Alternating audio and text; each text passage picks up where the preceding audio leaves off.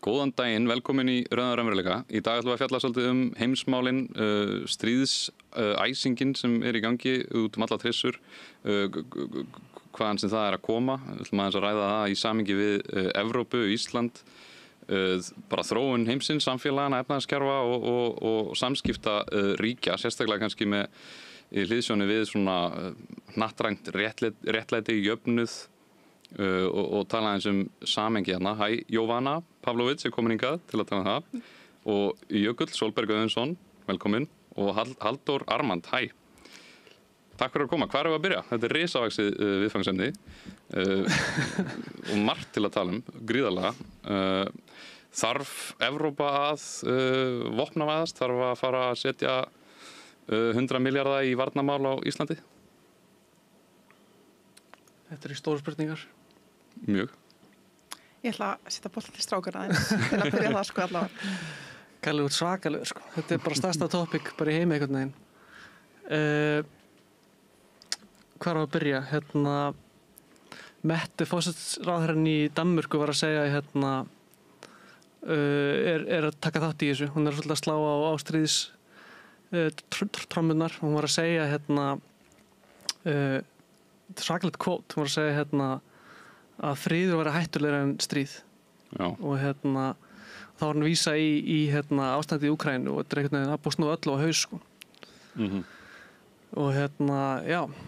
stemmingin er orðin svakaleg og maður finnur alveg fyrir sig heima á Íslandi að það er svona einhver lína sem er dregin svona verið að taka hana kannski frá Evrópu og það er búið að flytja inn svolítið inn til Íslands og ég upplifa svolítið að miðjan í stjórnmálunum sem er svona hófsama miðjan eða fólk sem lítur á sig sem hófsama miðjana, þau eru bara komin á þessa línu að það sé hættulegt að semja frið, það sé hættulegt að tala við Rússland.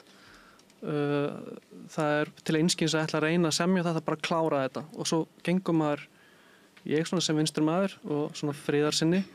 spyr hvað þýðir það og þá er kannski ekkert endilega en sérstaklega mikið að svörum hvað logical conclusion og því og samtala bara þar í dag. Það er ekkert búið að botna þetta, bara hvað er að tala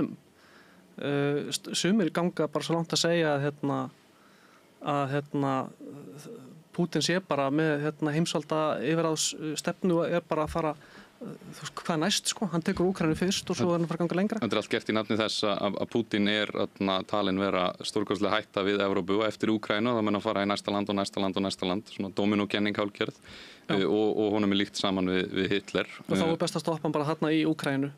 og nýta bara núna momentið og bara stoppa hann þar og þetta búið í gangi mörg ár núna, bara það þarf að mæta Putin og vígvillin í Úkraínu og svo núna á vinstri samtalið kannski einmitt maður sá svona einhver viral vídeo frá Jeffrey Sachs og svona þetta er að stækka kannski aðeins þessi hópur núna sem er að tala um frið og það þurfa að semja og leiða þessi mál einhvern til lykta jafnvel án Bandaríkjanna en við erum ennþá mjög föst í þessum skotgröfum. Ef ég má eins þá boltan aðeins. Ég held að sem mjög mikilvægt þegar við erum að fara í þessu umræðu að leyfa víðar í geopolítísku samhengi að spila þarna inn en ekki einhvern veginn þessu fyrirfram búið ákveða hvað er rétt og rangt svar og eins og hann nefnir réttlega Jeffrey Sachs og aðras, John Mersheimer til dæmis sem er eitt stærsta nafn alþjóðasamskipta og þegar ég maður verið stjórnmálaráði maður alltaf lærði þetta stóra nafn og hans kenningar hvernig alþjóðasamskipti virka og að á alþjóðavettvangi eru ríki að hugsa fyrir sín eigin hagsmunum ekki frelsi og lýðræði öllu öðru og Mersheimer hefur náttúrulega fyrir 20 árum talað þessa útþenslu NATO sem ég held að sé valið að nefna mörgu leyti sem einhvers konar tryggir innrásar þótt að það réttlæti hana ekki og þá getum við líka í þessu samhengi talað Monroe Doctrine og Kúbudeiluna 1962 einhvern veginn þegar að Sovétríkin voru þar með kjarnorkuvopn. Og kannski fyrir fólk sem ekki veit, hvað er Monroe Doctrine? Monroe Doctrine er í rauninni bara einhvers konar stefnumótun eða regla, bandaríska utanríkisstefnu sem talar fyrir því að Bandaríkin hafa ákveðið áhrifasvæði þú veist, til dæmis í Suður-Ameríka að engin annar má hafa afskiptið þar og ef að það gerist þá mega Bandaríkin ráðast inn í það land og þetta hefur verið notið til að réttláta alls konar innrásir og afskiptasemi Bandaríkina í Suður-Ameríku. En er það ekki brot við hlutveldi og sjálfstæði þjóða? Að sjálfsögðu og þessi lógík einhvern veginn þegar að því Bandaríkin og sjálfsögðu svo kölluð vinaþjóð að við samþykjum þegar aðrir gera það, vinaþjóðir okkar, en getum einhvern veginn ekki sett okkur síðan í spor annarra þjóða. Mér finnst það að vera ákveðin mótsögn í því og þá má ekki tala það á þeim grundvelli og sjálfsögðu hafa fræðimenn bent á í langan tíma að útþenslan muni leiða til innrás í Úkraínu og meðal annars Mursamers og mér finnst það merkilegt að svona stórt nafn sé einhvern veginn bara útiloka úr umræðinu og hvað forsendum það er. Það sjálfsögðu verður þetta að vera partur af umræðinu en við ætlum að leysa alþjóðamál og alþjóðamál ekki bara vestræn sentrismi. Það eru fleiri raunveruleikar og umræður sem verða sér stað í samfélag sem vill kalla sig lýðræðislegt. Það er svona minn fyrsti punktur. Við sjáum að Vesturlönd, þau mikið til bakka upp Úkraínu alla leið og Evrópa núna sérstaklega þegar Bandaríkin undir Trump eru svolítið að reyna að rífa sig frá Úkraínustríðinu en Evrópa er þarna ennþá. En alveg frá upphafi þá hafa ríki úr hnattræna suðrinu sem mynda er bara meiri hluta mannkyns. Þau sjá þetta svolítið öðruvísi, þau eru ekki að stíga svona fast hart inn í þetta. Og það er kannski að því að þau eru að koma frá svolítið öðru sjónarhorni og öðru samhengi og með aðra svona sögu túlkun á meðan við erum oft bara í okkar svona söguskýringum og þegar ég segi okkar þá er við auðvitað ráðandi hagsmuna á landinu og í vestrinu sem að ýta sínum línum stöðut að okkur og það er svona eiginlega túlkun okkar á hlutunum. En mörg þriðja heimsríki eins og við töluðum áður ríki í hnattræna suðrinu þau skilja kannski betur og sjá betur hvað þetta snýst raunverulega og af hverju það er verið að gera við þessa hluti. Það er ekki, það er ekki lýðræði, mannréttindi og alþjóðalög. Það er ekki það sem er að reka áfram utanríkisstefnu Bandaríkjanna nýja Evrópu, bara ekki nærri því. En, já. Já, altså ég myndi segja að bara maður er auðvitað bara einhver fábjóni hérna á Íslandi með tölvu að fylgjast með en mín reynsla af þessu er að ég skrifaði pistil fyrir RÚV þetta í maí 2022 eða eitthvað svoleiðis og ég hef stuttumáli ekki verið beðinn aftur að skrifa pistil þar og lenti þar í bara svona meiri háttar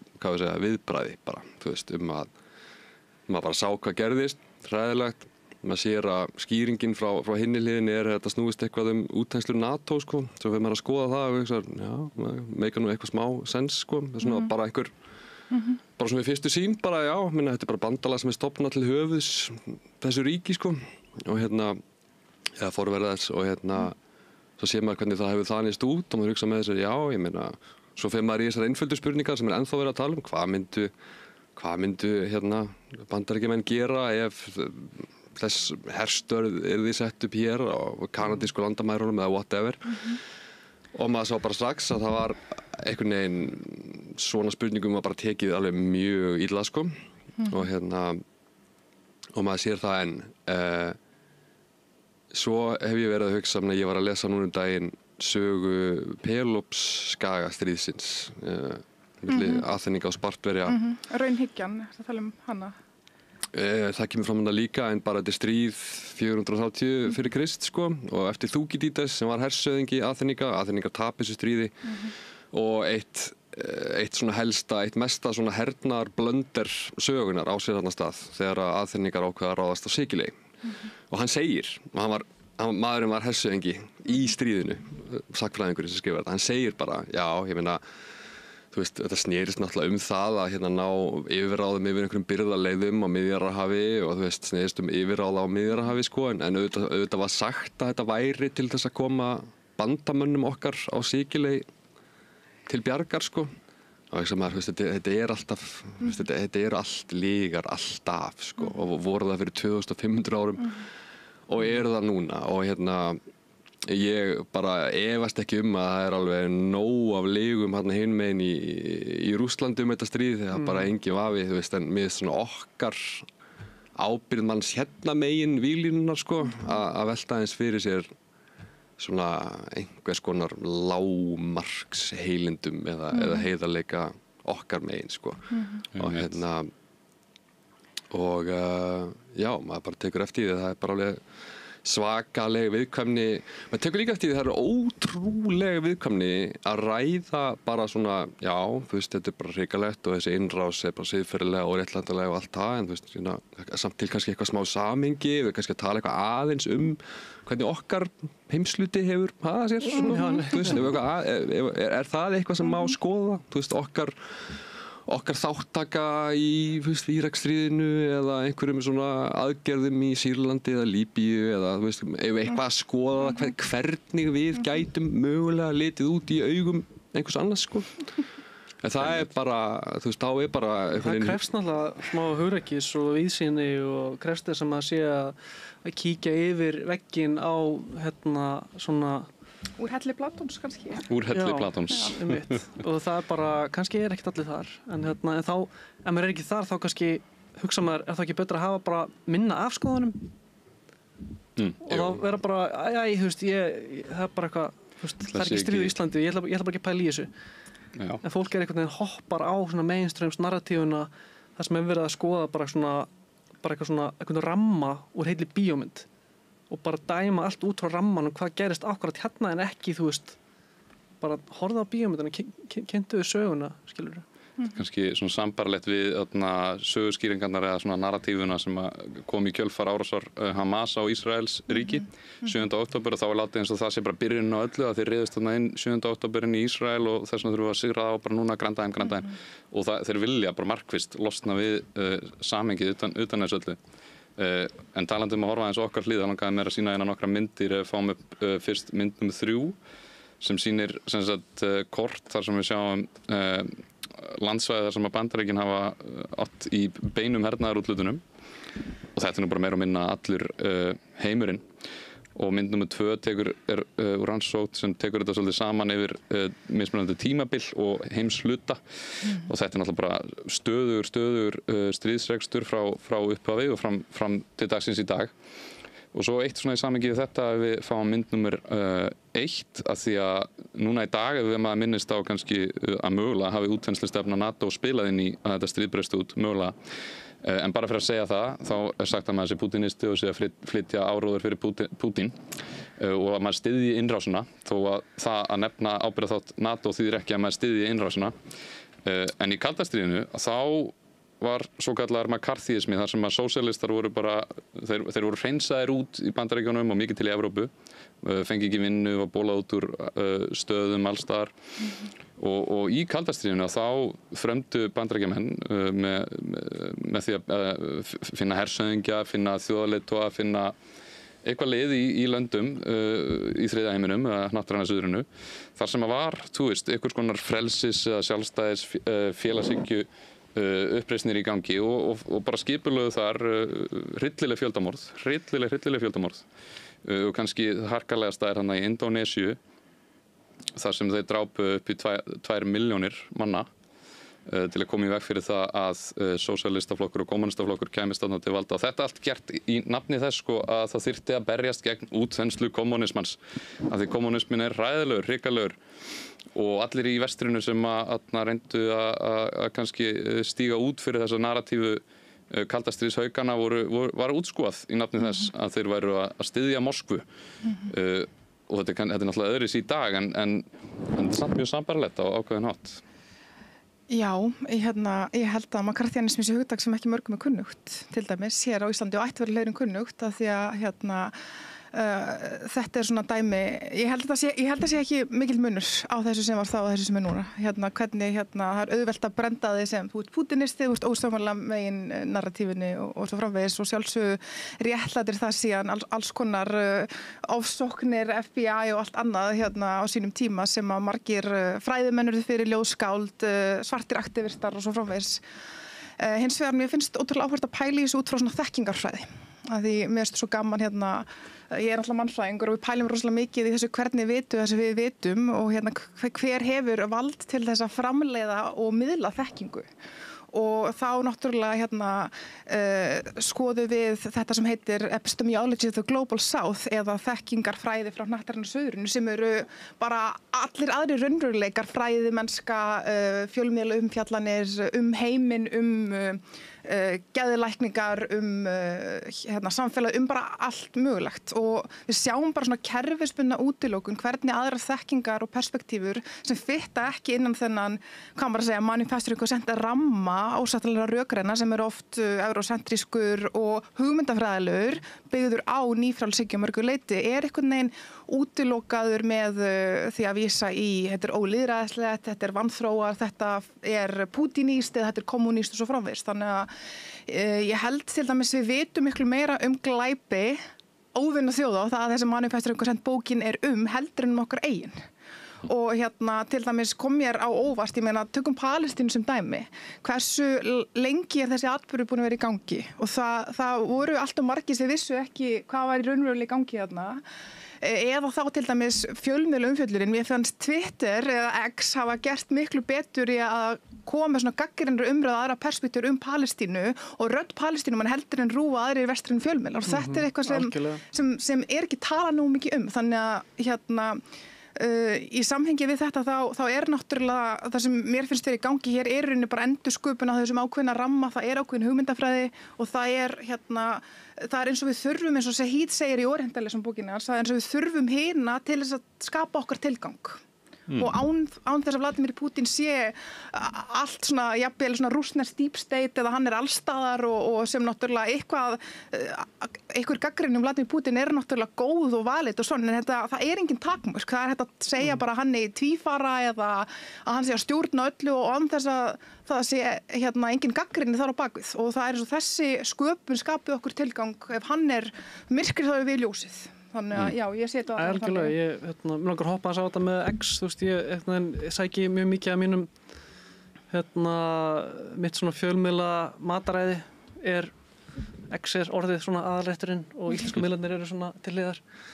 og það bara kannski vegna þess að þar getur maður stýrt sjálfur, þú veist, fólk alltaf, ég prófaði Twitter og ég bara, þú veist,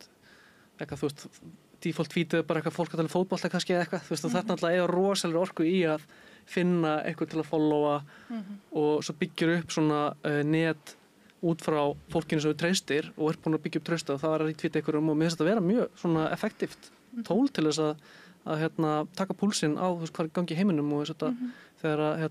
stríða við Gaza blossaði svona rosalega upp sko, þá var þetta live feed sko og maður gætt followa akkánta sem maður var bara gjörsamlega rústar eftir daginn sko, þú veist sko. Þannig að þetta kannski breyttur veruleiki að þú getur fengið svona þetta live feed inn í hvað í gangi og þú veist en það verður samt ekki að hafa verið nóg einhvern veginn, mér finnst það ekki að hafa verið nóg til þess að algjörlega, ég bara tala fyrir sjálfa með hvað maður sækir upplýsingar og svo kemur maður kannski, ok, ég ætla ég eitthvað smá stöð að skrifa eitthvað Facebook status og þú veist, ég skrifa bara með það markmiði að reyna að ýta við umræðinu, ég ekki að skrifa sem allir eru sammála, ég geti bara sleppt í, ég svo frekar að skrifa ef ég nem að það sé einhver skrítin slagsíða á Íslandi og þá ég með þetta plattform sem er Facebook og fullt af fólki að followa mig þar og fólk alltaf spyrir mig hvernig að skrifa status, ég fæ bara þvílíku kommentin sem eru skemmtilega líka og fullt af fólki að lesa það, ég alltaf að fá símtöl frá fólki eða eitthvað fólk í bæ, nikka í mann eitthvað alltaf að skrifa, bara okkur lækar aldrei það sem ég skrifa, fullt af fólki bara lörka en þannig að ég að reyna að flytja kannski eitthvað af Twitter, X sem ég að pikka upp þar yfir á Facebook og það bara, það ógeðslega tricky. Þetta er bara tveir ramma þarna sem svona narratífuna. Já, ég held ég sé þvílíkt slekka einhvern veginn að svona að tala inn í eitthvað svona miðju sem make a sense en lauma svona inn smá svona þurfum samt ekki að varpa eitthvað spurningu í lokin eða eitthvað, það virkar aldrei það er allt bara nóg til þess að bara detonata kommentaþræðin sko. Fólk bara að hjörunum sko. Það búið komið svo rosalega óvart núna í Úkraínustríðinu hvað þar lítið til sko. Það er eins og bara svona vitræn og röggóð umræða sé bara það er ekki hægt að fara í hana. Konsentið sé bara algjörlega komið. Það er bara búið manufacturer konsentið skilur sem er bara áframhald á einhverju utanríkisstefnu Biden, svo kemur Trump úr breytinu og fólk er bara nei, við þurfum að halda í þetta og það er bara eitthvað vakuum í Evrópu í utanríkismálum og þessi kynslóð leiðtoga bara kann ekki diplomasi, kann ekki að hugsa án bandarísku stefnunar. Þetta kannski stóra atrið að þetta Pútín vondu gæi, skilur, hann svona kapitalisti og ólígarki og svona hálf neofasistur og allt. Stríðsvél og það að drafta fólk og það að rífa fólkin í bíla þar alveg eins og Úkraínu. En svo svona í stóra samhenginu, af hverju Evrópa komin í þá stöðu að hún telli sig þurfa að fara, að bara vopna það allt saman, hergagna framleiðsla á milljón og bara stríð og eins, eru blokka kosningar í Rúmeníu, tensions, já, alls konar hlutir í gangi sem við náttúrulega heyrum ekki af hérna heldur í Vesturfjörðunum. Alls konar í Serbíu líka. En ég er að reyna að spyrja, af hverju erum við komin í þetta ástand, af hverju orðið svona mikil spenna í heiminum á milli heimsveldana, milli þá aðalega Bandaríkjanna, Evrópu og svo Rússlands og Kína hins vegar. Og frá mínum dyrum séð, þá það vegna stöðurar stigmögnunar Bandaríkjanna aðalega sem við erum komin í þessa stöðu, af því það hafa verið tækifæri og tækifæri ofan á til þess að koma stað einhverjum svona skynsamlegum og friðsælum lausnum, bæði hvað var að Rússland og Kína náttúrulega bara áfram á þeirri línu bara, við lítum ekki á Bandaríkin sem samkeppnisnaut, við viljum frekar líta á okkur sem samferða lang á plánutinu allri, af því við erum eina á þessari plánutu. Þetta Bandaríkin sem stigmagna þetta, kemur ekki Trump inn með de-escalation einhver leyti? Hann er ekki warhawk neocon, heldur hann raun og veru meira conservative inn á við, meira isolationist conservative. Hann ekki genuinely að reyna að hann lítur kannski á Bandaríkin sem fyrirtæki, þannig að ég held að hann sjá bara, ef hann neyðir Evrópu til þess að sjá þetta stríð, eða sjá Rússland sem whatever, þá neyðist Evrópa til þess að kaupa hergögn af Bandaríkjunum. Þetta bara geggjað díl fyrir hann einhvern veginn. Ég er ekki að segja hann sem eitthvað frábært agenda eitthvað svoleiðis, en þú veist að segja að þetta var eitthvað escalation, er þetta ekki de-escalation með Trump, ég veit það ekki. Hann allavega byrjaði svona viðskiptastríðs takta við Kína sem Biden síðan hélt áfram, en mig grunar að Trump og fylkingarnar svona bak við hann að þeir séu að gera svona reverse Kissinger eins og við talaðum, og þá voru það að tala það að kljúa Rússland frá Kína. Henry Kissinger gamli var alltaf að vara ráðamennu því í Bandaríkjunum að þið mættið aldrei láta það gerast að Rússland og Kína endi saman, og það var af hverju Nixon og Kissinger fóru til Kína til þess að verða vinvettir þeim, mörguleiti var til þess að bara tryggja að Kína og Rússland yrðu tekin í sundur. Mig grunar frekar að Trump og liða bak við hann séu í þeim pælingum að við þurfum að stoppa þetta í Úkraínu og hverjum ekki saman Úkraínu. Þegar Rússland þegar Úkraínu skrifast skalla á, þá byrjaði Rússland að halla sig mikið til austurs með vöru viðskipti. Þannig að það fór bara strax í gang, ég held að það sé ekkert gott sem að móti vera Trump mikið ég myndi ekki orða það þannig, já. Má ég aðeins koma inn á, mér finnst þetta kannski vikilvægast í þessu, eins og Stefán Pálsson og Kristján Hrafnsson hafa talað báðir að Trump samt ekkert endilega eitthvað frávik. Hegðun Bandaríkjanna eins og þú sýndir hér, þetta sögulegt og það samhengi hérna bakvið. Eini munur kannski sá að þetta hefur ekki verið svona nálægt okkur einhvern veginn, og núna hann að svíkja okkur en ekki ykkur fjarlægar þjóðir í austri. Þannig það kannski eini munur, en ég held að þetta sjokk hjá mjög mörgum og þessi gagnrýni á Trump sé einmitt út af þessari kerfisbundnu þekkingafræðilegu og verufræðilegu útilokun sem við höfum verið að beita hnattræna suðri. Þannig við viljum ekki hlusta þegar þau eru að tala Bandaríkin brot alþjóðalögum og það að sjálfsögðu bara magnað að sjá stjórnmálafræði prófessor að mæta í viðtal, hafa þetta þekkingarvald og miðlunarvald til þess að skapa þessa umræðu og eru í sjokki yfir því að Bandaríkin séu brjóta alþjóðalögum. Mér finnst það skrítið og mér finnst það ekki gott og heilbrigt fyrir samfélag sem vill vera lýðræðislegt og tala einhvers konar gagnrýna hugsun og að gagnrýna hugsun bara einhversum öðrum skortis. Að sjálfsögðu verðum við að vera meðvituð það hvernig vald virkar í þessum svokölluðum lýðræðisríkjum. Við veitum miklu meira hvað hugtaki einræðisríki heldur en þegar að til dæmis ég nefni oft í útvarpinu þegar ég til dæmis hugtaki lífvald, manufacturing consent, McCarthyismi, þetta einhvern veginn hvernig valdabeiting fer fram í okkar heimsluta. Og þetta rosalega fræðileg hugtök fjarlæg almenningi sem þýðir rauninni það, kannski það bara afhjúpun af því að við vitum rosalega lítið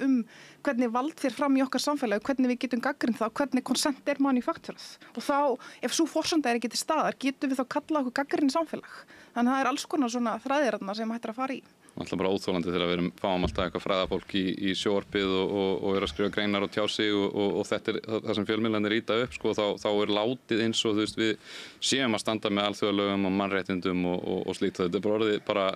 óþólandi, af því þetta svo rangt. En samt er þessu bara þessi forsetan er hamrað á náttúrulega þessu. bara röng og mér finnst bara áhugavert ég pæla oft í því eins og ég veit ekki hvort ég sá viðtal við Dag B. Eggerts á MBL daginn einhvern veginn þegar hann var að tala áhyggjur af því að Bandaríkin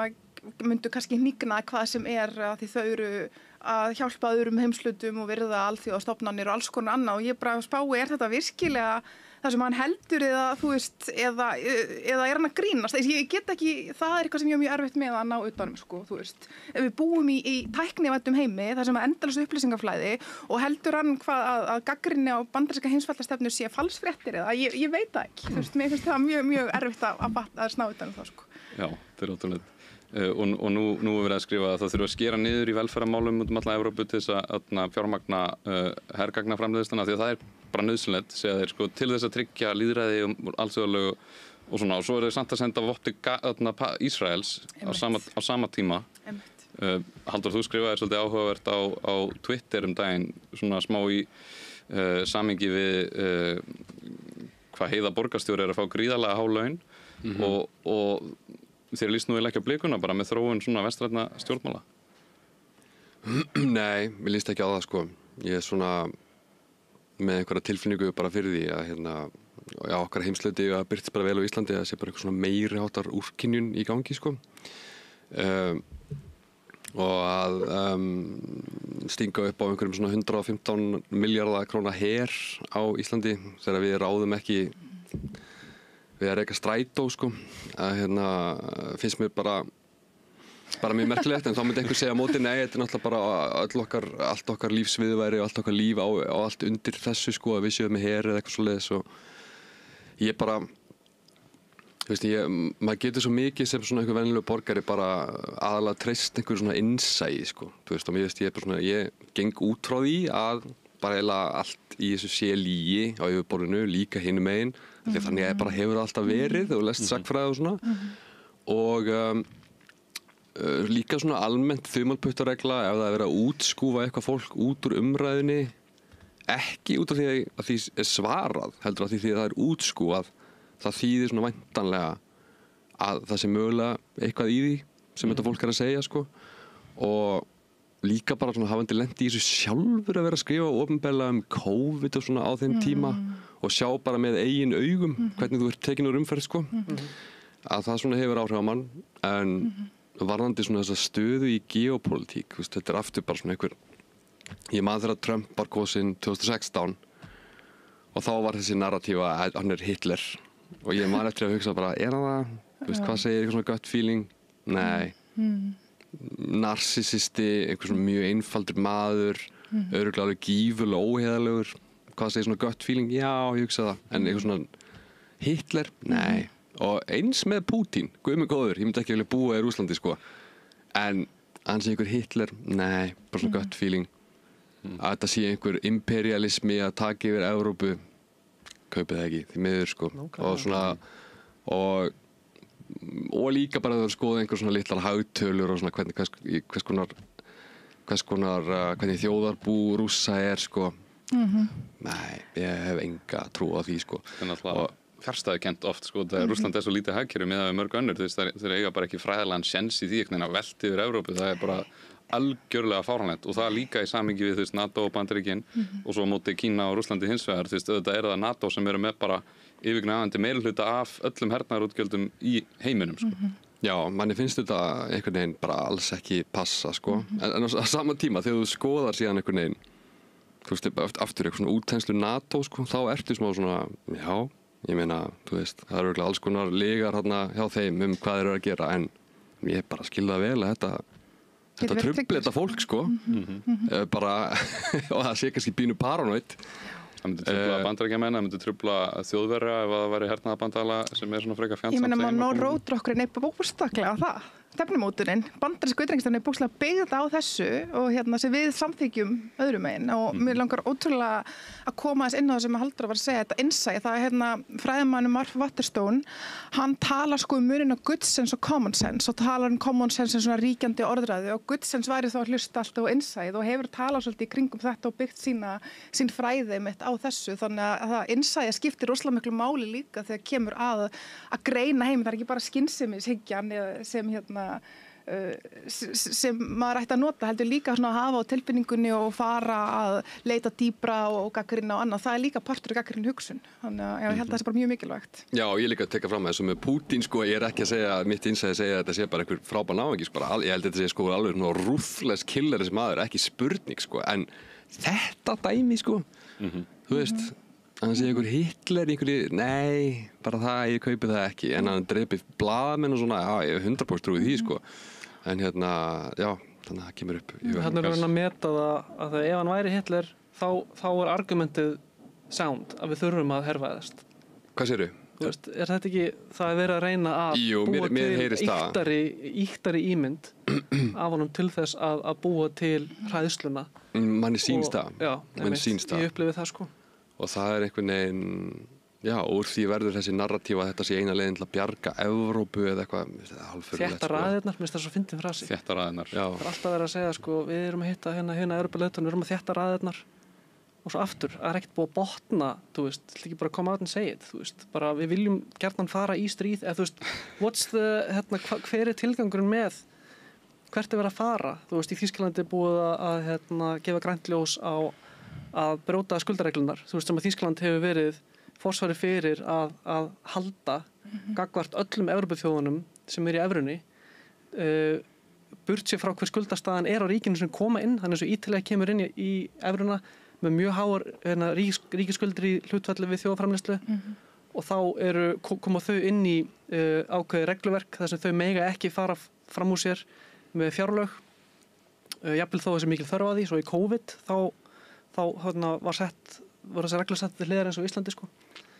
Og svo núna, einmitt, þegar það þarf að fyrir stríð, þá er Þýskaland tilbúið, þú veist, þegar Þýskaland tilbúið til að ákvæða fyrir sig, þá núna er komið forsenda fyrir að henda öllum þessu skuldareglum. Þetta er svona hræstni,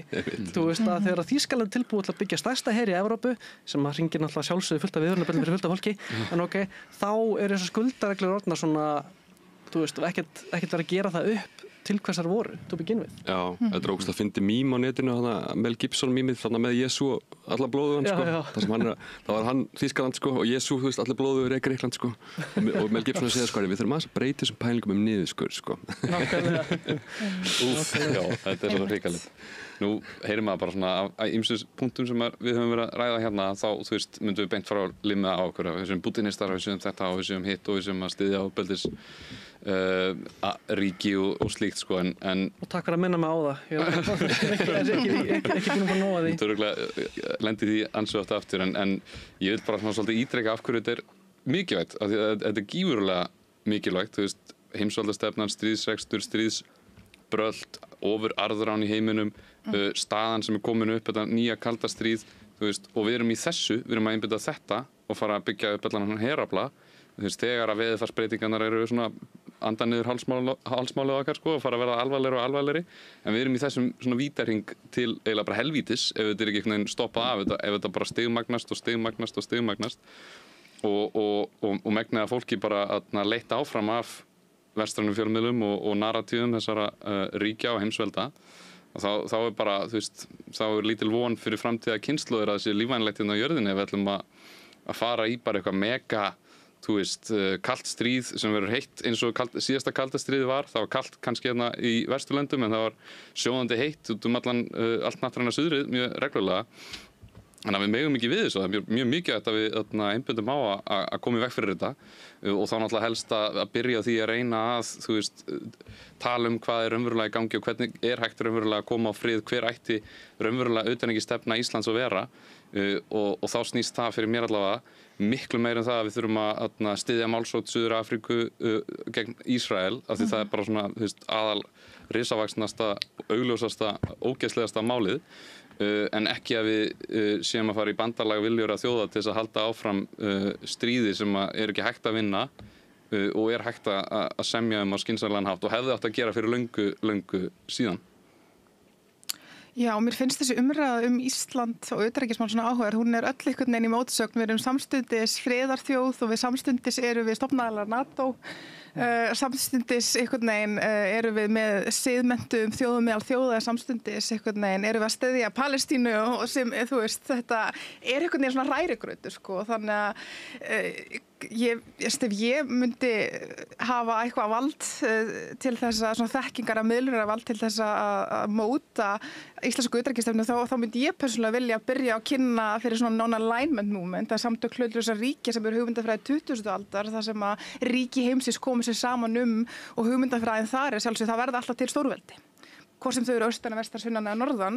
og ríki heimsins komið sér saman og gerir stórveldin háð sér og komið sér saman að gagnrýna þegar stórveldi eru að gera innrás, brjóta alþjóðalög og svo framvegis, en ekki að við séum sko meðvirk með einu stórveldinu og það er bara geggjað og frábært og erum að gagnrýna hitt. Það er náttúrulega, hljóð og mynd fara náttúrulega ekki saman og sjálfsögðu finnst mér núna við vera að borga svolítið brúsan yfir því að hafa treyst á Bandaríkin og treyst bara á því að þau muni aldrei fara frá okkur og treyst á NATO rosalega mikið og svona litið svona framhjá að Bandaríkin eru að gera hitt og þetta, NATO, Þessland grafið það svona til hliðar og sjálfsögur heimurinn að breytast að því leiti að valdið er að færast austars og það er ekki okkur í hag og þar alveg finnst mér við bara vera einhvern veginn svona týnt í smá svona kreppu einhvern veginn. Þetta er algjörlega þannig, bara svona vakúm og stefnukreppa einhver. Sjálfsmyndakreppa kannski líka. Og þessi sjálfsmyndum, þú veist, frjálsa heiminn. Mér finnst það alltaf verið bull, sko. Þú veist, kannski að einhverjir svona millistéttir og hvítir í Vesturlöndum hafi notið, þú veist, raunverulega svona lýðræðis og þú veist, við erum ákveðnar stofnanir sem hafa komið í kjölfar svona borgaralegra byltinga og baráttu í Vesturlöndum, þú veist. En það alltaf verið bara risavaxnir hópar innan þessara samfélaga sem eru bara algjörlega kramdir, þú veist, eins og svartir í Bandaríkjunum og margt fleira. Og svo allt þetta hnattræna suður á plánundinu sem er náttúrulega mikil meirihluti mannkynsins sem hefur bara verið undir ægivaldi heimsvalda stefnunarinnar alla tíð, sko, en svona, og eitt sem sýnir fram að þetta finnst mér mjög skýrt er að stofnsamþykktir Sameinuðu þjóðanna eru setta fram 1947-8 og þá er mannréttindasáttmálinn skrifaður og svona og eiginlega allar þjóðir í heimi eru sammála stofnsamþykktum Sameinuðu þjóðanna sem eru mjög góðar og svo framvegis. En svo bara sama ár, þá er Ísrael stofnað, þú veist, og þeir ráðast þar inn með stuðningi Breta og bara fremja hryllileg hryðjuverk og þjóðernis hreinsanir og svo, þú veist, var það 51 eða eitthvað, þá ráðast Bandaríkin inn í Kóreu og stoppa sósíalíska byltinga sinna sem voru að ýta út nýlenduherrunum og þeir fengu þar samþykkt öryggisráðs Sameinuðu þjóðanna sem þetta er bara svona, þessu er snúið á haus, þú veist, og þetta hefur bara því miður aldrei verið rétt. Nei, þú veist, samhengið er til staðar og alveg langt aftur í tíman, sko, þegar nýlendustefna Evrópuþjóða byrjaði, sko, en það er eins og ég nefndi hér áður, það er þessi þekkingafræðilega útilokun sem er frekar vandamál heldur en að það er skortur á gögnum, sko. Við viljum ekki hafa þetta partur af umræðinu, sko. Af því þá verður það kannski of óþægilegt eða eins og Halldór talaði ábyrgð einhvern veginn í okkar heimsluta. Hver er ábyrgð mér sem borgari í þessum heimsluta einhvern veginn og þá þarftu að sjálfsögðu, ábyrgð mín er að sjálfsögðu að afhjúpa þetta og gagnrýna þjóðir sem berum einhver saman við okkar stjórnvöld. Það er vald sem ég hef. Ég hef ekki vald til þess að kúpa Vladimir Putin. Það er ábyrgð Rússa, skiljiði. Þannig að það er eins og stundum þess að við viljum fyrir aðra, viljum við ekki fyrir okkur sjálf. Ég myndi halda sko að vera mikið tækifæri í þessi multipolar, gott term, mikið rosalega áhugaður umræði kringu það, þú veist hvernig þetta transition frá unipolar heimi yfir í multipolar verður, bara með tækniforskoti í Kína og þá kannski kom eitthvað, ég veit ekki, þú veist, kannski er þetta að tala um eitthvað jafnvægi í samhengi við heimsveldi, en að sko hæfir ráðamenn og hæfir leiðtogar hafi eitthvað svona annars vegar svona sögu skilning sem að skortir greinilega mjög oft og líka svo læsi bara hvað er að gerast núna og hvaða sviptingar eru að eiga sér stað núna til þess að geta svo talað fyrir hönd, þú veist, hvers lands fyrir sig við einhverjar vinaþjóðir að búa til eitthvað alliance, þess að þú veist að lýsa einhvers konar svona, hvernig það lítur út, eitthvað svona pan-European security architecture, að við erum öll nágrannar og þurfum að passa upp á það. Við deilum ekki sko 100% sem við gildum, en við þú veist, það er einhver samnefnari en það lítur að geta að tala um eitthvað. og við erum bara ekki með neitt af þessu. Við erum ekki með söguskilningin, við erum ekki með þessa næmni fyrir eitthvað að það komi Trump hérna, hann hefur ekki áhuga að vera eitthvað leader of the free world og hann er bara að fara eitthvað annað hlutverk sem er að vera eitthvað svona sjónvarpsstjarna með eitthvað TV-diplomacy og finnst alltaf gaman að rífast út og eitthvað svona. Og við erum bara ekki að reyna að, þú veist, þetta er svo mikið tækifæri, þetta er svo áhugavert að verði multipólar og allir fái tækifæri til þess að taka skref aftur á bak og hugsa okkur, hvernig viljum við hafa þetta? Og við erum bara með 0 hæfa, flotta leiðtoga í Evrópu. Starmer á framan af Economist, eitthvað Churchill outfit, eitthvað gett ljótum fötum og Economist að spyrja sig, þetta næsti Churchill? Og þetta er bara svona neyðarlegt, þú veist, fyrir alla, einhvern veginn. Þetta er það. Mér finnst þetta að vera bara bad news. Ég minnist þess að ég sótt vinnu hjá utanríkisráðuneytinu einhvern tímann. Ég fekk ekki viðtal og en ég, þegar ég var í því, ég ætla að skrifa umsókn og svona, þá hugsaði ég ætla að kynna mér íslenska utanríkisstefnu fyrir á heimasíðu utanríkisráðuneytisins. Ég finn ekki stefnuna og ég endaði að hafa samband við ráðuneyti og segir ég er leitað íslenskri utanríkisstefnu og ég finn hana ekki. Ég bara Google finnur hana ekki sko. Og ég fæ eitthvað svona svar, þú veist, og þetta kemur það inn að hún er ekki til. Nei, hún er bara bókstaflega ekki til. Og svo einhvern veginn sér maður núna að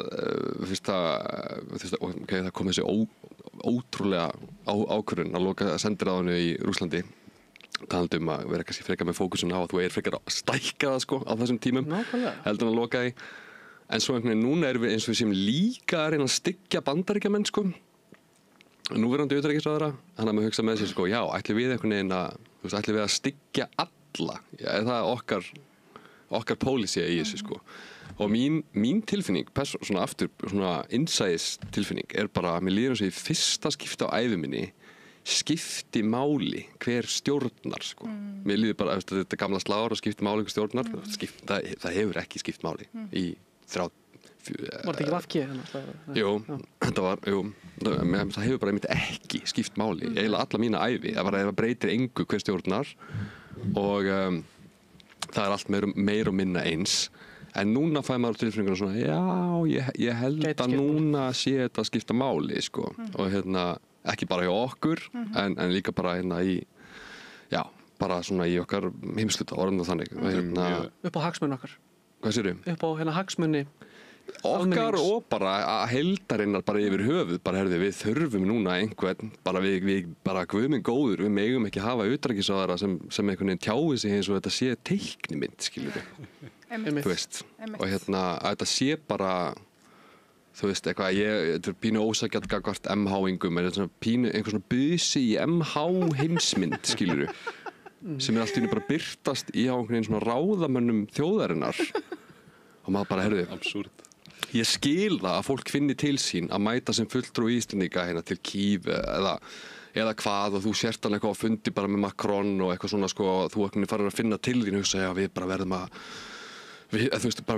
að muna að við erum að fá bara fisk í þorpi á hjara veraldar sko, þú veist, og við þurfum að hafa það í huga, finnst mér sko. Og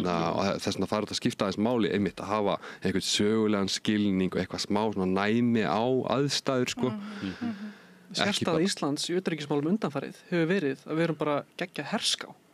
Já. Með Þórdísi Kolbrúnu og kannski Þorgeiri Katrínu bara líka, bara verða að fá að segja það. Algjörlega. Og það er náttúrulega ekki góð sérstaða fyrir Ísland. Geggja herská í ljósi sko, alþjóðalaga mannréttinda og slíkt sko, en samsekt þjóðamorðinu í Palestínu. Já, við verðum að gera ráð fyrir sem alþjóðalegu, þau vernda okkur, en samt erum við að styðja brot á þeim. Ekki að beita okkur gegn því. Það er líka bara, það má vel vera að meiri hluti Íslendinga sé bara algjörlega á því að Úkraínumenn er að berjast til síðasta manns og eitthvað svona sko, það má vel vera, en þessi herskái tónn í ráðamönnum og svona, hann er algjörlega óræddur í samfélaginu, skilur. Það kemur bara eitthvað fréttirna milli jól og nýjárs, það er 60 milljarða króna uppbygging, hernaður uppbygging á Keflavíkurflugvelli, sko. Og þetta er algjörlega einhvern veginn ólýðræðislegt á alla kanta, sko. Samt heldur ChatGPT að army base sé farið. Já, einmitt. af því það fór einhvern mann. Svo Einmitt, bara byrju, það allir eitthvað? Já, ég held að það sé bara einmitt algjör óvissa það oft í samfélaginu, hvort að hér sé amerískur her eða ekki, sko. Það er bara eins og þú fórst að heimasíðuna, hver stefnan? Það er ekki einu svona víst hvort að base sé hérna eða ekki. Já, það einhvern veginn kom ekki mikið, það var ekki mjög augljóst þegar það var að eiga þessi stað, en í ríkisstjórn Katrín Jakobsdóttir þegar Lilja Alfreðs var utanríkisráðherra í stuttum tíma, það var uppfært varnarsamningin við Bandaríkin og Bandaríkjamönnum gefin bara ótakmarkaðar heimildir til þess að ráðstafa hergögnum og meta þörfina á hernaðar innviðum á Íslandi. Yfir flugvöllin held ég, er það ekki? Þeir samkvæmt varnarsamningnum núna, þá mega þeir í raun gera bara allt sem þeir telja að þeir þurfa að gera til þess að tryggja vernd Íslands. Segi ég með gæsalöpum að því að það snýst ekki vernd Íslands inn í NATO, þá er þetta heildarsjónarmiði sem þeir mið á. Já, Stefán Pálsson fær líka alltaf bara eitthvað 5 mínútur alltaf til að tjá sig þetta í svona almenni orðræðu, eða það er alltaf einhver svona 3 gæjar á mótornum eða eitthvað og þessi einhvern veginn, allir þeir sem fá hljómgrunn til þess að tala þetta alltaf svona með þessari hernaðarhyggju einhvern veginn, þannig sem er rosalega, hvað bara að segja, ólýðræðislegt, eins og hann bendir hérna réttilega og þetta minnir mér rosalega mikið á það og þannig árið það Svartfjallaland gekk í NATO, að því pabbi minn er hérna þaðan og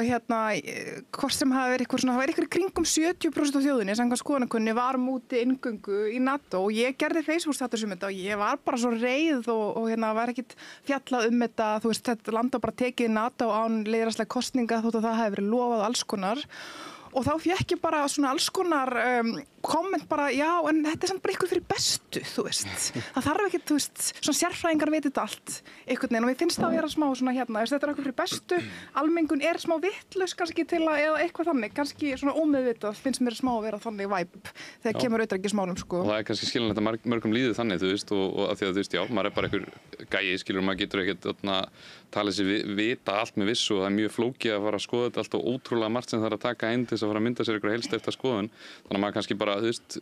fylgir því sem svona flestir eru á, en það sem flestir eru á eru oft bara, þessar megin línur sem eru algjörlega hamrað á og sem eru bara byggðar á fölskum forsendum og skilja út undan alveg gríðarlega mikið samhengi til þess að skilja hvað er í gangi, þannig að við erum bara að fara á þessari leið og einmitt talandi að það skipti máli hver stjórnar valdinu og eins og í Breitlandi með Keir Starmer einmitt að síónistunum er nú mjög annt það að það sé Starmer en ekki til dæmis Corbyn sem stjórnir þarna og það er líka vist svona auðvald og elita í Breitlandi sem vill virkilega viðhalda heimsvaldastefninu og græða áfram á henni og styðja síónistuna og svona og þeir fóru bara í markvissa áróðurs herferð til þess að losna við Jeremy Corbyn og koma Starmer hana inn sem síðan svíku bara allt sem átt að Starmer sagði að ég er nú bara alveg eins og Corbyn ég er alveg eins og Corbyn í efnahagsmálum og slíkt en það er bara verst að Corbyn er svo mikill gyðingahattari og þá var áráðursherferðin skipulega það sem er náttúrulega bara bull og kjaftaði því að það sem Corbyn gerði var að gagnrýna bara landrán og stríðsklæpi Ísraels og eins má segja að það skiptir máli hverjir stjórna fyrir heimsvaldasinnana í Bandaríkjunum þar sem að Bernie Sanders hefði eiginlega unnið bara forval og alveg örugglega unnið forval Demókrataflokksins 2016 ef að bara flokkseigandafélagið í Demókrataflokknum hefði ekki bara stoppað það og maður er átt svo þessu og þetta er stöðið í gangi Starmer hann er ekki svona lífræn leiðtogi á margan hátt af því að honum er komið að inn og hann kemur að inn á fölskum forsendum lígur sig inn og er síðan bara svona tól þessara afla alveg mjög bersýnilega og er síðan að stæra sig að því að vera Churchill sem er einmitt líka bara fyndið eiginlega að því að auðvitað var Churchill bara viðbærslegur heimsvalda sinni og svona white supremacist. Bretar bara með þessa nostalgíu þeir ráðu ekki við sig að setja þann ramma bara, gæti Bretland verið great power, eitthvað svona eigum við að vera að semja beint við Trump, eitthvað þetta er svo, ég held að Bretar oft á tíðum alltaf svona The Economist og Sustjet og einhvern veginn ráður ekki við sig en hann að Starmer vann alltaf bara að því að hinn flokkurinn bara var gjörsamlega bara hafði enga innistæði hann var ekki að vinna vegna þess að fólk var svo æsti að fá hann inn Einmitt, og það er óslega áhrætt að pæla einmitt í þessu varðandi Trump og Kamala Harris mér finnst það akkur að það hafi gerst í auðvöld mér finnst að allir hafi reynt að fá hana inn einhvern veginn og það hafi haft svona algjöra svona paradoxi áhrif svona einhvern veginn, að hann vann út af því að það var reynt allt og mikið fannst mér að koma henni einhvern veginn á kortið og þegar við ræðum líka bara þessar kosningar í Bandaríkjunum sem skipta alveg máli í þessu geopolítíska samhengi sem hefur gjörð umbylt þessum alþjóðamálum. Mér fannst ótrúlega áhugavert í fyrsta lagi að hérna hagaði sér umræðan og sérfræðingarnir eins og það vali væri milli Trump og Kamelu og sjálfsög voru fleiri kandidatar í boði og það hlýtur að vera forsenda lýðræða samfélagsins að þú talar aðra kandidata til þess að þeir eigi einhvern tímann einhvern séns og getur ekki gert ráð fyrir það þessi tveir pólarna sem þeir stilt upp í vegg og þeir eru svona einhvern veginn the lesser evil narratífan, þetta er bara komið gott svolítið, þú veist, það er ekkert lýðræðislegt við það og hver ákveður síðan hvað er lesser evil og hvað ekki og þetta eru náttúrulega þessi tveir pólar eru alltaf hægra megin, þetta er bara svona vókið og svo íhaldið sko og mér fannst einhvern veginn eins og þegar umræðan var sérstaklega í samhengi við Palestínu, það fannst mér hafa verið svolítið Kamelu að falli og allt þetta í kringum hana sem að fræðimaðurinn Frans Fanon skrifa bók sem heitir Black Skin, White Mask, svo hann er að tala um það hvernig svona bandaríkjamenn, svartir bandaríkjamenn hafa þurft svolítið að taka upp hugmyndafræði svona, hvað maður að segja, nýfrálshyggju eða hvítleika til þess að koma sér einhvers staðar, þannig að mér finnst þessi wokeismi, Chomsky benti á það á 20. öldinni alltaf líka, þessi postmodernismi, hann getur birst svo rosalega róttækur, þú veist, eins og við erum að fá svarta konu, en hún er samt líka að fara að sinna ákveðinni heimsvaldastefnu, nýfrálshyggjunni og öllu öðru. Og mér finnst þess að þetta hafi verið ástand fyrir því að Trump hafi unnið að mörgu leyti og það er einhvern veginn, það vantar umræðan þetta líka og tölum líka Palestínu eða Grænland, það er eins og að umræðan sé þannig eins og að það sem er að gerast að Gaza sé einhvern veginn Trump að kenna eða hann sé svona einhvern veginn að manufacture consent en ekki eins og farvegurinn hafi verið löngu búin til fyrir hann það sem er að gerast í Palestínu og hversu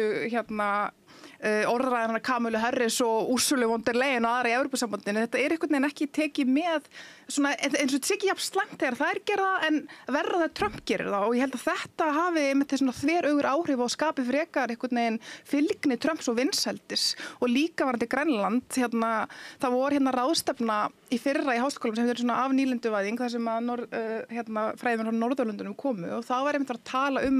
þú veist Grænland og Danmörk og alls konar svona nýlendu söguna og hvernig sjálfsmyndin bara svona búin að destrukta hana í Grænlandi, lykkjumálið og allt þetta og það er svo þetta sé ekki hluti af umræðinu einhvern veginn. Ég hef aldrei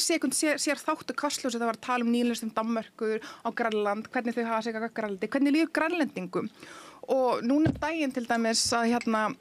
það var ein heimildamynd sem að kolleginn minn gerði á Grænlandi varðandi nýlendustefnu Danmerkur og hvernig þeir hafa sig gagnvart þessi þjóð og þá einhvern veginn það var stór mál í Danmörku, það er einhvern veginn að taka þetta af dagskrá og það er bara svona herfur gegn henni og alls konar svona og þetta er ekki hluti af umræðinu Grænland, heldur bara að Trump ætlar að kaupa Grænland sem bara svona hreinskilin business, svona, hann er svona meira beinn sko heldur en aðru að það er eitthvað sem kannski fólki finnst nýtt, hann er ekki að tala á svona siðferðislegri orðræðu, lýðræði, mannréttindi, heldur fer hann bara beint í dreifum fólk á Gaza eða eitthvað eða ætla að kaupa Grænland, skilurðu. Þó Biden hafi ætlað að gera það sama með sömu áformum þjóðernishreinsanir og slíkt en hann bara svona sett það í einhvern fallegri búning. Einmitt. Þú nefndir hugtak, ég held að það hefur verið impeccable subjects, er það rétt? Nei. Geturðu sagt okkur frá því? Hvernig það er að vera svona? Hvernig ég þarf að finna það einhvers staðar í... Af því að nú er talað hvað hefði þú gert þér ef þú hefði verið lifandi á tímum Þýskaland nasismans, og þú væri þjóðveri segjum, hvað hefði þú gert, skilur, og sumir eru að koma með þann punkt að þú ert að gera það núna með það sem er að gerast í Palestínu. Og þú varst að segja okkur frá fyrir þáttinn ákveðnu hugmyndum hvernig það er að vera í, ef þú væri þjóðveri og það er verið að fremja útrýmingabúðir í gangi, þú svona, veist kannski ekki alveg beint að því en þú svona gæti vita en ert kannski ekki að kynna þér Já, ég varst að hugvísindaþingi helgina og það kom þarna fram alls konar umræður einmitt svona íslenska, hvernig Íslendingar sjá sig meðal þjóða. Og þá kom þetta hugtak frá fræðimannum Rothberg sem heitir The Implicated Subject og mér finnst þetta lýsa svona kannski ágætlega. Þetta er náttúrulega á ensku þannig að þið fyrirgefa mér. Hann segir The implicated subject subjects occupy positions aligned with power and privilege without being themselves direct agents of harm. They contribute to, inhabit, inherit, or benefit from regimes of domination, but do not originate or control such regimes. An implicated subject is neither a victim nor a perpetrator, but rather a participant in histories and social formations that generate the positions of victim and perpetrator, and yet in which most people do not occupy such clear-cut roles. Og með þetta lýsa Íslandi ágætlega, eins og ég nefndi bara þarna áðan, við erum einhvern veginn bæði fórnarlamb og bæði gerendur og vitum ekki alveg hvar við erum þegar kemur að svona geopólitík einhvern veginn. Já, þegar þú sagðir þetta, datt mér í huga, það er vanmetið hvað Vesturlandi eru að, þú veist, græða mikið á heimsvaldastefnunni. Einmitt. Bara eins og Frakkland skilur sem hefur fengið, heldur séu með næstum helming orkunar sinnar er að koma úr kjarnorkuverum og úraníumið sem þeir nota eru fengnar úr fyrrum nýlendum þeirra í í Afríku sem eru samt bara eiginlega ennþá nýlendur þeirra að fá úraníumið, þú veist, ég veit ekki, 20 sinnum minna en markaðsverðið á að vera, sko. Og til þess að fá það áfram þá tryggja þeir að, þú veist, það séu stjórnvöld þar sem eru þeim hliðhóll og þegar að, þú veist, einhver eins og Thomas Sankara kemur upp á 9. áratugnum og það er byltingarna í Burkina Faso og þá fara þeir inn til þess að reyna að koma í veg fyrir það að þeir séu að fá rétt verð fyrir úraníumið sitt og slíkt. Og það er ekki eins og við sko vestræn almenningur þurfum heimsvaldastefnuna endilega til þess að eiga í okkur og á sko en þetta gerir kapitalistunum kleift að græða greiðlega mikið á sama tíma og þeir ná að veita svona ákveðin viss lífsgæði inn í Vesturlöndum sem að tryggja þú veist svona félagslegan stöðuleika, tryggja að við séum ekki bara brjáluð að fara í uppreisn af því að ef þeir væru ekki að græða svona ótrúlega mikið á ofurarðráni og ætluðu samt að græða áleika jafn mikið þá þyrftu þeir að kremja okkur verkalýðin í Evrópu mun harðar og þannig eru við svona, þú veist, og við sem erum inn í það sem er stundum kallað imperial core eða bara svona kjarnaheimsveldi stefnunar og græðir eiginlega henni að þetta er mikil ábyrgð á okkur í rauninni að einhvern veginn að dressa meðvirk og samsek svona einhver skilningi. Já. En það sem er sérstakt náttúrulega í Ísland og líkt Frakklandi er þetta sakleysi. Það er svona sérstakt, finnst mér verið að skoða allaveg fræðiskri Kristínar Loftsdóttur og aðra mannfræðingar sem hafa rannsakað að tala þetta á þessu ofur áherslu á sakleysi. Við erum ekki með, þú veist, við erum ekki ábyrgð fyrir neinu, einhvern veginn, en samt eru við gerendur og græðum á þessu en erum samt ekki einhvern veginn. Þetta er svona algjör paradoxía, sko. Sem er illusion að því að þú veist, við erum með hennan síma hérna sem að er bara beintengdur mjög raunverulega, þú veist, einhverju barni í Kongó sem er að grafa upp málmanna og fyrirtæki er að arðræna grimmilega til þess að geta boðið mér hennan síma á 100 áskall þegar hann ætti kannski að kosta, þú veist, ef hann væri framleiddur á launakostnaði sem meikar eitthvað sens að þá væri það kannski $33,000 en ekki $1,000 sem það myndi kosta. Já, þú ert að tala um svona áþreifanlega meðverkni, svona óáþreifanlega meðverkni og það er þessi þekkingarsköpun. Við tökum þátt í að skapa þekkingu aðrar þjóðir á þeim grundvelli sem réttlætir einmitt þetta sem þú ert að tala um. Þannig þekkingin kemur fyrst, réttlætingin og síðan fylgir hitt eftir á. Og það er þessi skiptir rosalega miklu og það er það sakleysi sem Kristín talar um. Hún er þekkingafræðileg til að byrja með. Það er margt sem við getum sagt í viðbót en Jökull Halldór og Jóhanna, takk kærlega fyrir. Það þarf að ræða þetta áfram. Allir þurfa að pæla í þessu, klárt mál. Og við munum áfram fjalla þetta hérna í röðum raunveruleika og ýmsa kanta á þessu. Ég bið ykkur að fylgjast með í framhaldinu að hugsa hlutina gaumgæfilega og ef ykkur er að segja að við þurfum 100 milljarða í varnarmál og til Bandaríkjanna og að standa með þeim í nafni alþjóðalaga og mannréttinda, bara, þú veist, skoðið málið aðeins betur.